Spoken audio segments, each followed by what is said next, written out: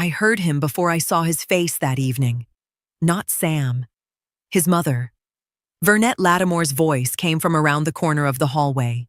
Low, pressed down. The voice of a woman who believed nobody was listening.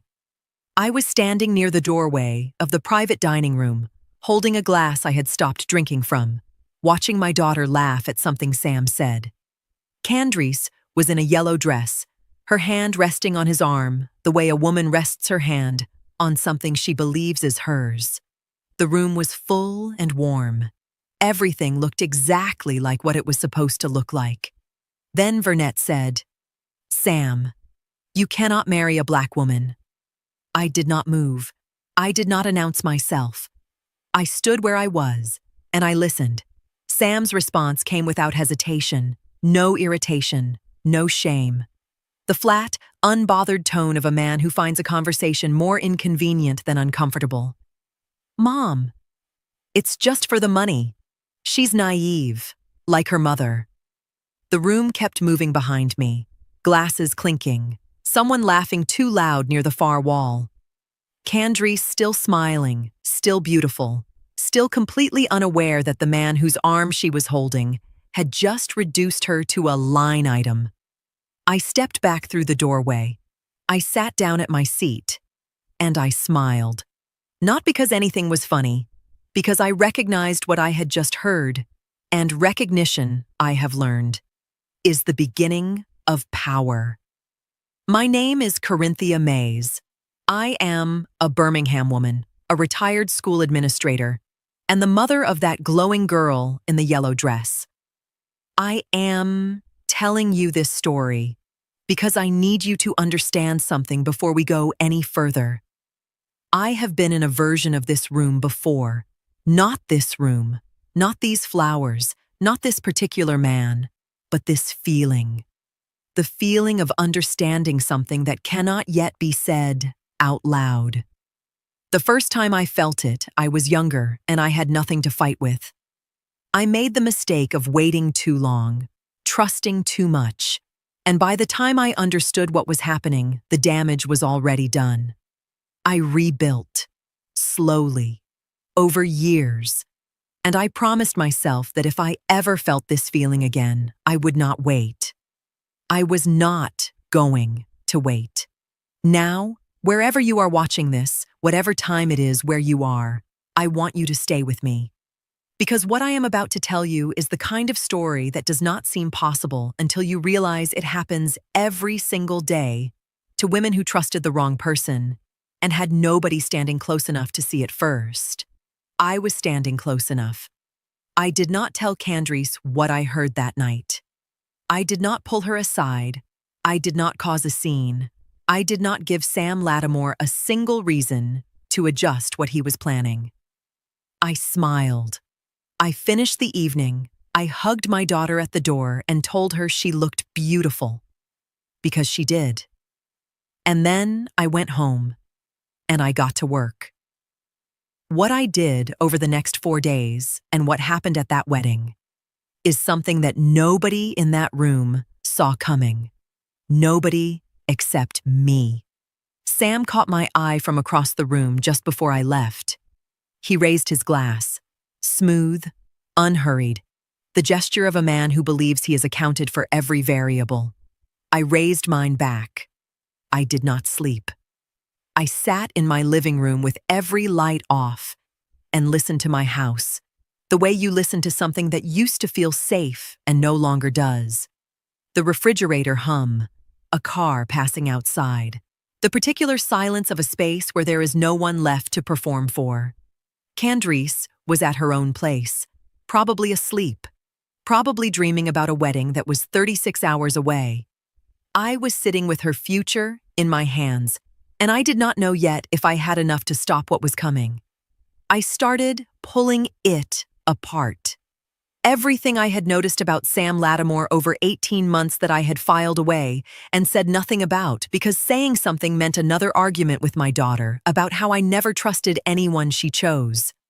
The way he talked about money, always fluent, always half a step ahead of wherever the conversation started.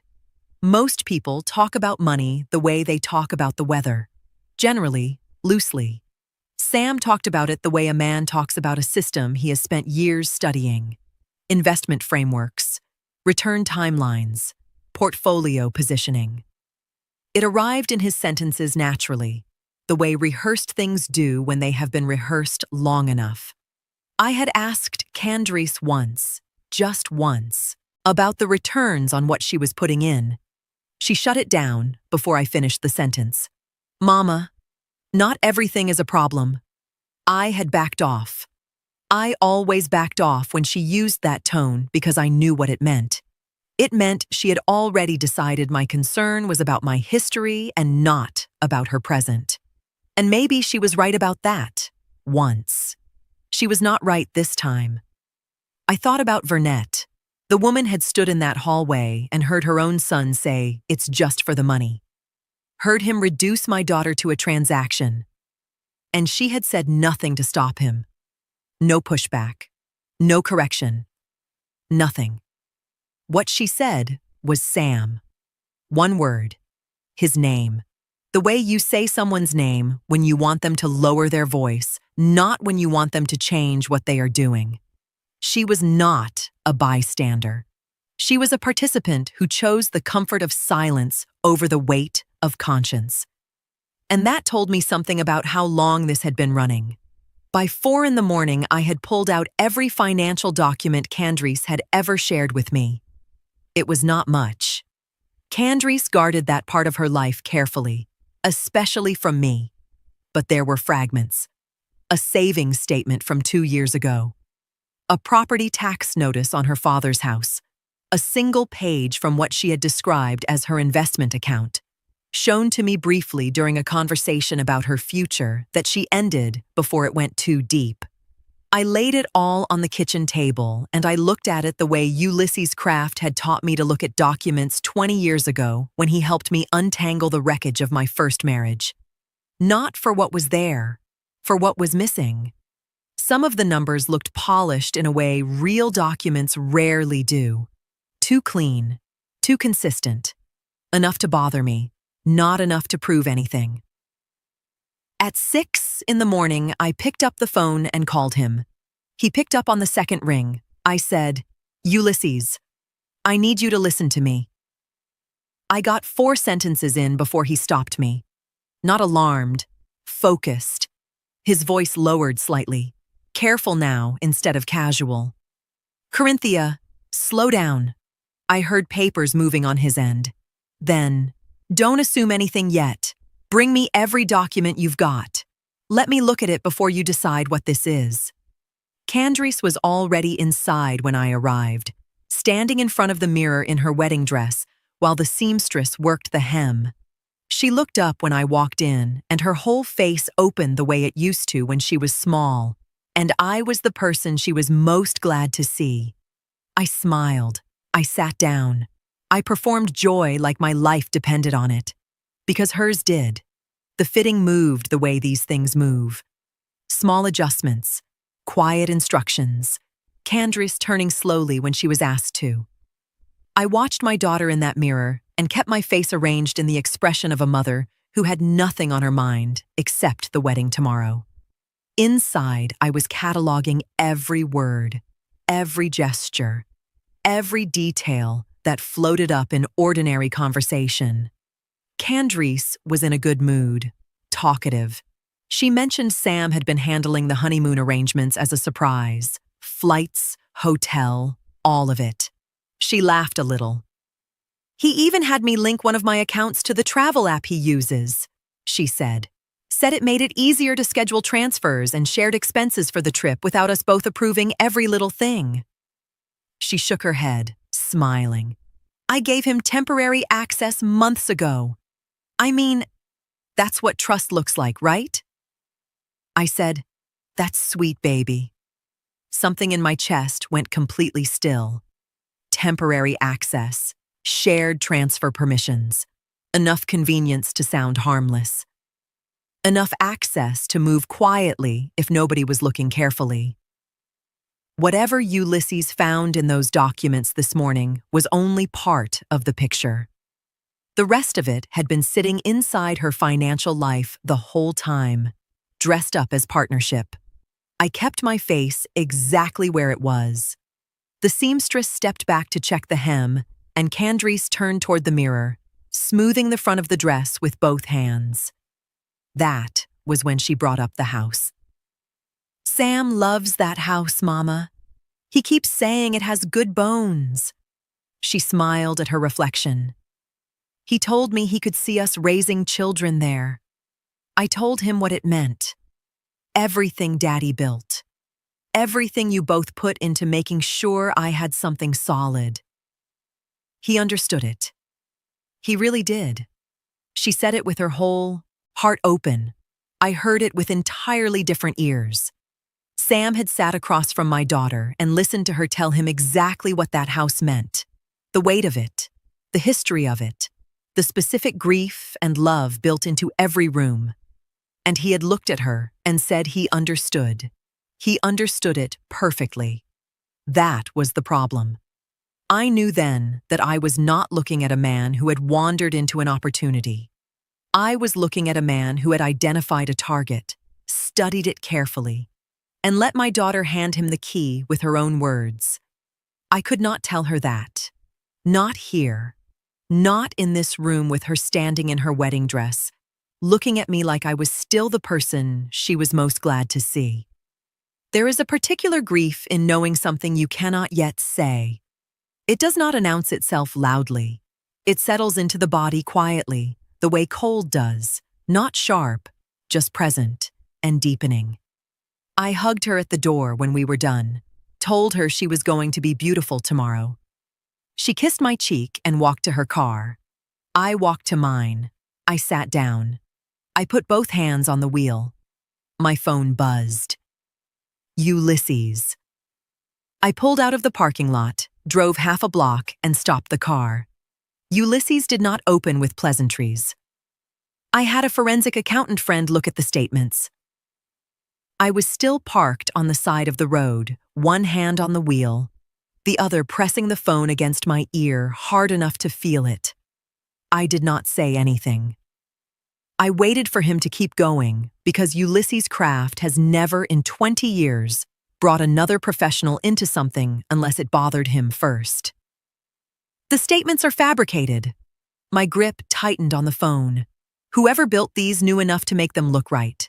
Consistent formatting, realistic return percentages, correct terminology.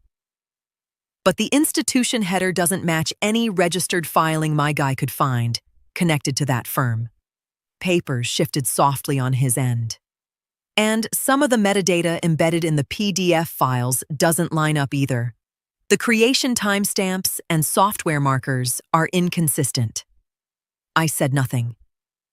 My accountant caught it fast because this is exactly the kind of thing he reviews in fraud disputes for the banks he consults with. Most people would never notice it. He paused.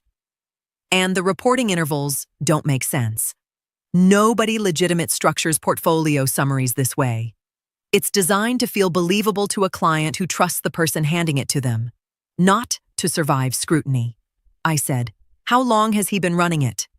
17 months of statements that I can account for so far, which means he likely started building the paper trail early. Soon as he had enough trust to introduce the framework, he started constructing documentation around it. 1 month in, Sam had sat across from my daughter, smiled at her, listened to her talk about her future, and within weeks had begun constructing a financial fiction designed to hold her money while she believed it was growing. "What kind of numbers are we looking at?" I asked. "Modest. That's what makes it work." He never got greedy on paper. Small, consistent returns, the kind that don't excite anybody but don't raise questions either. A woman who trusts the man showing her these statements has no reason to push back. Especially, Ulysses stopped. Especially what? Especially if anyone who did push back got shut down. The words landed somewhere specific. I thought about the one time I had asked Candace about the returns. She had ended the conversation in 4 seconds flat. I had told myself it was our history, my interference, her defense of a man she loved. I had backed off because backing off felt like respecting her choices. I had been right to be curious. I had been wrong to mistake my discomfort for the problem. That had been sitting in me since the night before. It settled heavier now. "She showed me one page," I said. "Once, about 8 months ago." One page is enough to show someone without showing them anything. He controlled what she saw and when she saw it. That's not careless. That's managed. Ulysses let that sit for a moment. Corinthia. Every financial projection your daughter was shown appears to have originated from documents nobody can independently verify. I sat with that. Candace had believed she was building something. She had believed the numbers were real. The growth was real. The future they were planning together was sitting somewhere accumulating quietly on her behalf. None of it was there. "Is that everything?" I asked. Not because I believed it was, because I needed to hear his answer. Ulysses was quiet for exactly the kind of pause that prepares you for something worse. "No. This is the first layer. I'm still tracing transfers and account activity." Another pause. "Give me until tomorrow evening. I want to be certain before I say more." I asked him what he thought he was going to find. He said, "I don't speculate. I document. I'll call you when I have the rest." The line went quiet. I sat in that parked car and looked at nothing for a long time. Tomorrow evening. The wedding was tomorrow morning. I did not know what my daughter was doing that evening. I found out later, weeks after everything, when Candace could finally talk about it without her jaw tightening. She told me quietly, "The way you confess something you are still not sure you have forgiven yourself for." She had been sitting on her couch, wedding dress hung on the back of her bedroom door, a glass of water on the table she had not touched. Her phone buzzed with a routine bank notification, the kind that arrives without warning and means nothing until it means everything. The balance was wrong, not dramatically wrong, not the kind of number that makes you gasp, just off. Quietly, specifically off in the way that makes the back of your neck go still before your mind catches up. Candace stared at it. She told me she opened the account screen and looked at the transaction history. There was a line she did not immediately recognize. She sat with it for a long moment, turning it over, trying to place it the way you try to place a face. You know. She almost called Sam. Then she almost called me. She told me my name came up on her screen for 3 full seconds. Her thumb was right there. She said she could feel herself about to press it. And then something stopped her. Not suspicion of me. Something closer to fear of what calling me might mean. Because calling me meant the question was real. And if the question was real, then the answer might be real too. And she had a wedding in 2 days. She put the phone face down on the cushion beside her, told herself it was a display error, a system lag. These things happen with mobile banking. Everyone knows that. It would correct itself by morning. It always did. She picked up the remote. She did not watch whatever came on. I did not know any of this that night. I was sitting at my own kitchen table with Ulysses's preliminary notes spread in front of me, reading the same lines repeatedly because my eyes kept moving without my mind following. 17 months of constructed statements. A man who had started building his paperwork 30 days into my daughter's relationship with him, as casually as you might open a savings account. 2 women, 2 houses, the same truth sitting between us like something neither of us had fully picked up yet.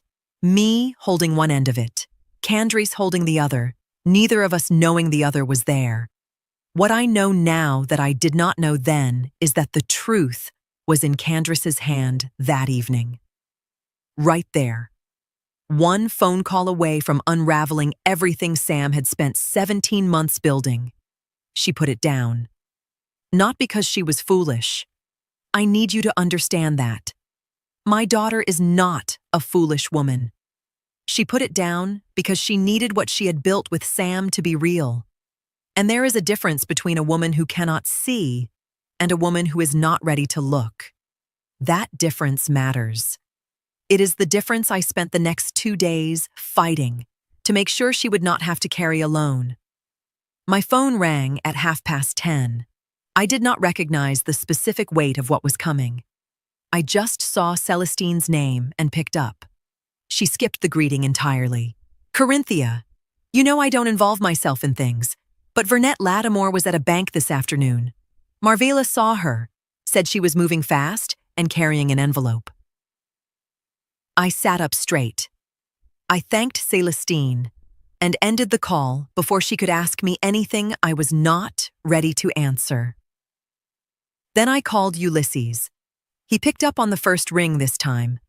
I told him what Celestine had said. Vernette at a bank that afternoon, moving fast, carrying an envelope. When I finished, he was quiet in the particular way he gets quiet when something has just confirmed a direction he was already looking. "Full name," he said. "Vernette Lattimore." "Bank?" I did not know which one. I told him Marvela had not said. "Doesn't matter yet." Papers shifted softly on his end. Candace signed authorization this afternoon letting me request preliminary account activity tied to the transfers we already flagged. If Vernette accepted funds connected to one of those movements, it'll surface fast enough. Give me an hour. I put the phone down and sat with what I knew. Vernette had not gone to that bank for herself. Women like Vernette, women who have spent decades building a particular image in a particular community, do not move fast and carry envelopes unless someone they love has asked them to. Sam had asked, and she had gone.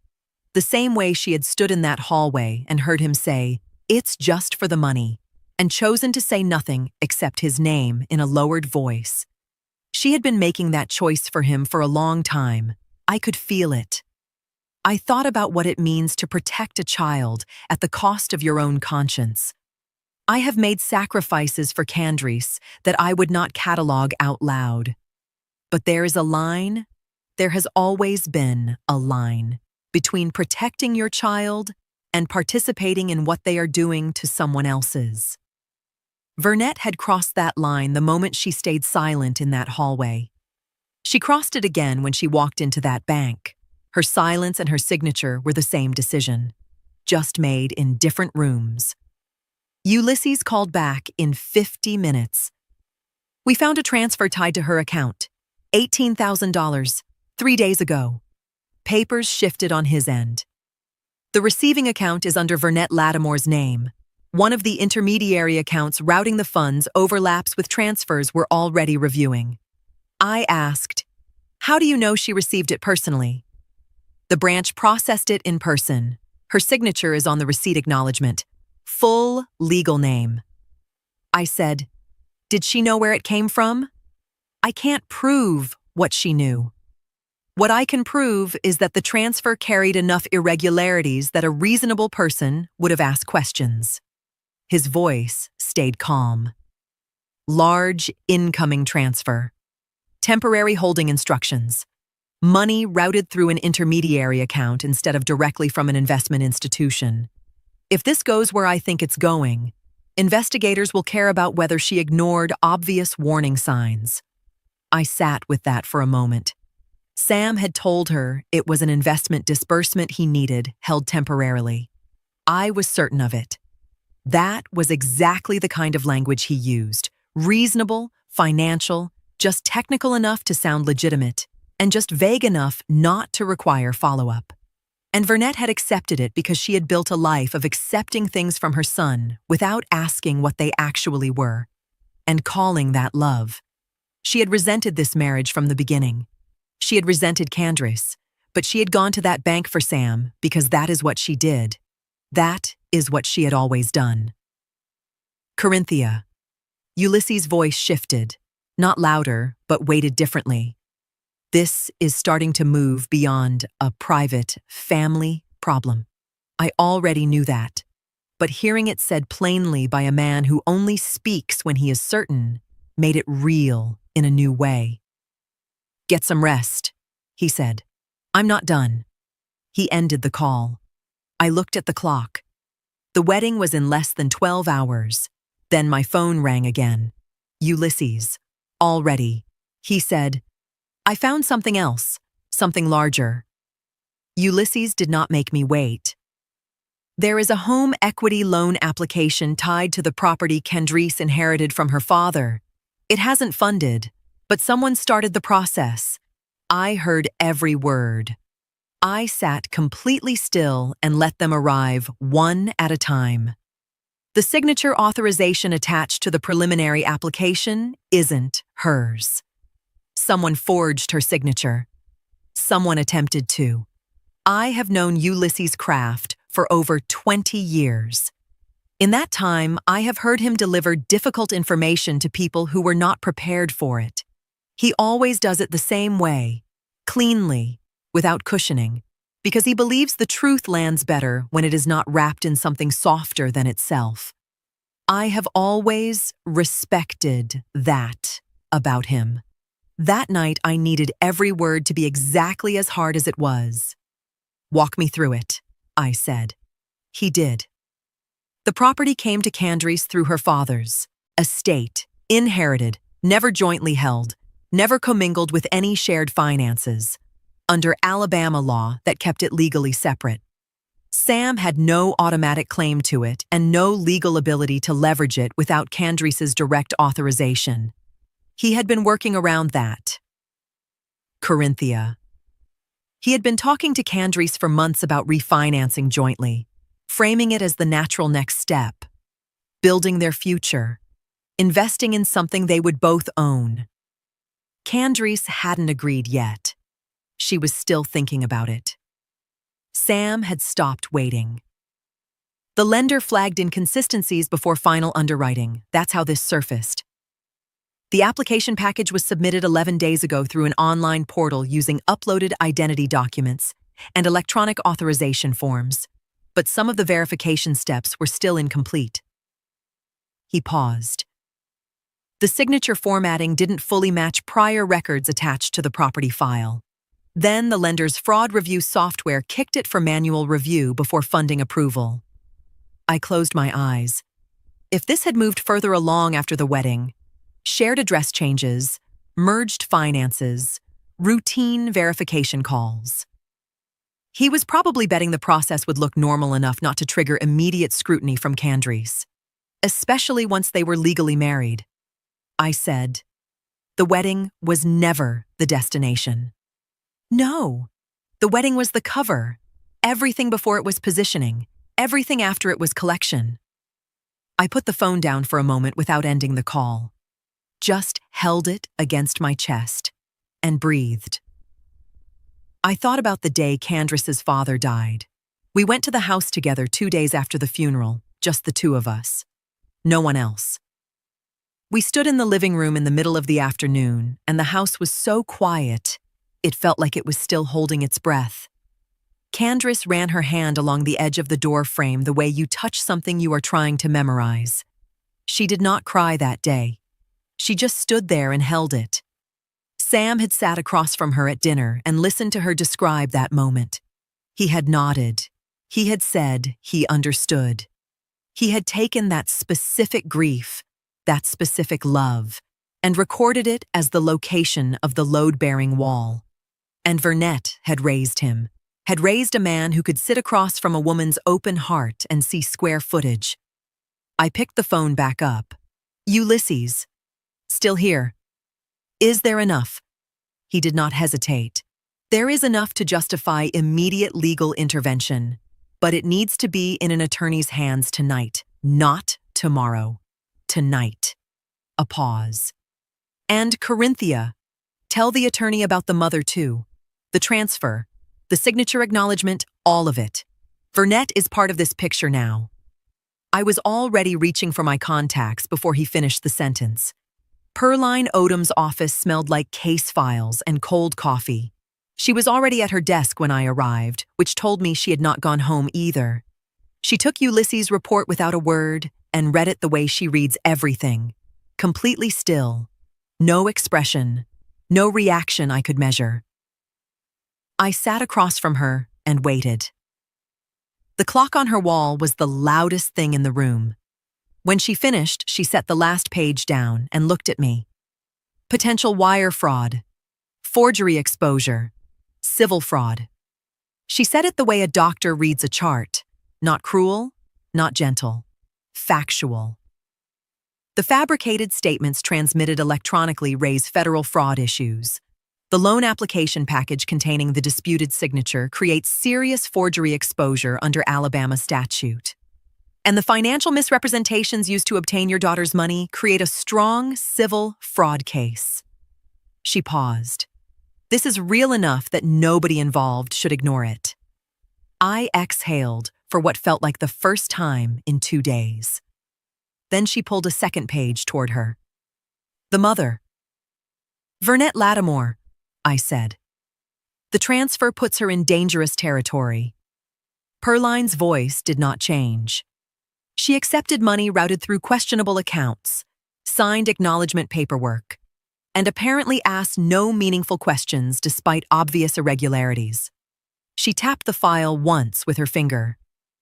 That doesn't automatically make her criminally liable. But if investigators conclude she deliberately ignored warning signs, she becomes useful leverage very quickly. I thought about Vernette in that hallway, her voice low and urgent.